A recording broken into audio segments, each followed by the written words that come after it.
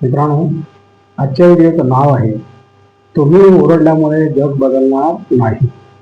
काय ते बघूया. विकार 5 प्रकारचे असतात. काम, क्रोध, मोह, लोभ आणि अहंकार. आणि आत्म्याचे 7 गुण असतात. पावित्र्य, शांती, प्रेम, आनंद, ज्ञान आणि गांभीर्य. एकीकडे 5 विकार आहेत तर दुसरीकडे 7 गुण आहेत. आपण जेव्हा या 5 विकाराचा वापर करतो तेवढे या सृष्टीत काम, क्रोध, लोभ, मोह आणि अहंकाराचे व्हायब्रेशन वाढत जातात. काय ते बघूया. जेव्हा आपण काहीही असं ऐकतो, वाचतो, पाहतो, विचार करतो, बोलतो, करतो तेव्हा आपण हवा प्रदूषित करीत असतो. बरोबर. जर आपण ही प्रतिज्ञा केली की माझ्या एकाही विचारात कामविकार येऊ शकत नाही, माझ्या प्रत्येक विचारात पावित्र्य असेल, तेव्हा आपण सृष्टीची हवा बदलण्यात आपला वाटा उचलणार असतो किंवा उचलत असतो. जेव्हा आपण सारे मिळून ही हवा शुद्ध बनवली तर या एखाद्याच्या मनात एखादा दूषित विचार आला तर तो वातावरणाच्या शुद्धतेने नष्टच होईल. बरोबर. आपल्यापैकी बहुतेक जण काम, क्रोध, लोभ, मोह, अहंकाराचा विचार निर्माण करतील तर हवेत तसेच व्हायब्रेशन होईल. जर एखाद्याच्या विचारात थोडी जरी मलिनता आणि हवाही तशीच मलिन झाली तर तो कर्मात येणे कठीण नसते. जे घडते त्याची फक्त निंदा करून वा बोलून आपली जबाबदारी संपत नाही. आपली जबाबदारी तेव्हा तर सुरू होते. हा कामविकार हवेतून संपवण्यासाठी आपण काय करीत आहोत ते पाहायला पाहिजे. आपण टीका केल्यामुळे वा ओरडल्यामुळे जग बदलणार नाही. यामुळे आपण फक्त 4 लोकांना पकडू शकतो, पण पुन्हा अशी कधीही कोणाची दृष्टी दूषित होऊ नये यासाठी आपण काय केले? कर्मच नव्हे तर दृष्टीही दूषित होता कामा नये. यासाठी आपण काय केले? आपण जगासाठी जबाबदार आहोत.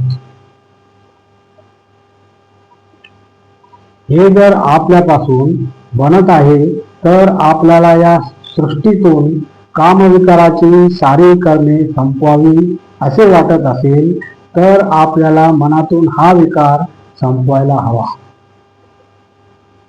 जर आपल्याला या सृष्टीतून भ्रष्टाचार संपवायचा असेल तर आपल्याला आपल्या मनातून लोभाचा विचार नष्ट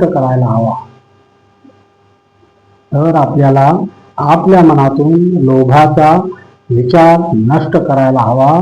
प्रदूषण एकामुळे होत नसते तर आपण सारे मिळून करीत असतो. फक्त सांगण्याने सृष्टी बदलणार नाही. या जगाला कलियुग बनवण्यात आपण साऱ्यांनी हातभार लावलेला आहे. हे 5 विकार आम्ही निर्माण केले आहेत. त्यामुळे आम्हाला सत्ययुग म्हणा किंवा स्वर्ग म्हणा यासाठी आपले योगदान द्यायला हवे. आणि मानवी देह हा एक मंदिरा समान आहे. उठा आणि आपले पौरुषत्व प्रकट करा. आपले ब्राह्मणत्व चेतवा.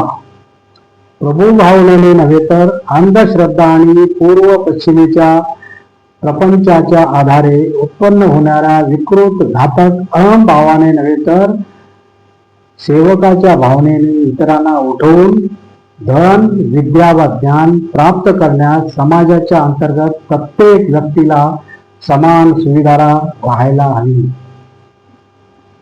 सर्व विषयांमध्ये स्वातंत्र्य म्हणजे मुक्तीकडे अग्रेसर होणे पुरुषार्थ आहे. जे सामाजिक नियम स्वातंत्र्याच्या स्फुरणात बाधा आणतात तेच अहित कर्म आहे आणि हे लवकर नष्ट होतील. ज्या नियमांद्वारे सारे जीव स्वातंत्र्याकडे वाढू शकतात त्याची पुष्टी करायला हवी. Very good. प्रत्येक वस्तूला अग्रांश दोन्हींना द्यायला हवा. अवशिष्ट भागावरच आपला हक्क आहे. सर्वप्रथम त्या विराटची पूजा करा. सर्वप्रथम त्या विराटाची पूजा करा ज्याला तुम्ही आपल्या चहूबाजूला पाहत आहात. अरे वर्शिपच या संस्कृत शब्दाचा योग्य समानार्थ आहे.